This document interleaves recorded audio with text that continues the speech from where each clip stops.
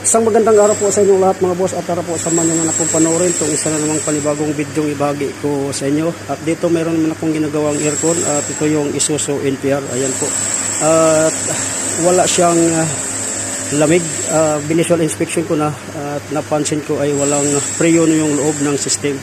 Kaya ang ginawa ko ngayon ay kakargahan ko siya ng freon muna para malaman ko yung performance ng compressor kung maganda pa.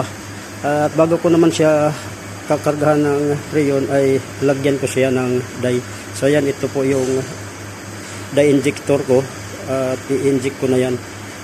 So ayan, bubuksan ko lang yan dito.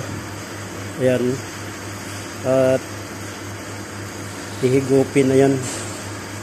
Hihigupin na yung dye sa loob yan.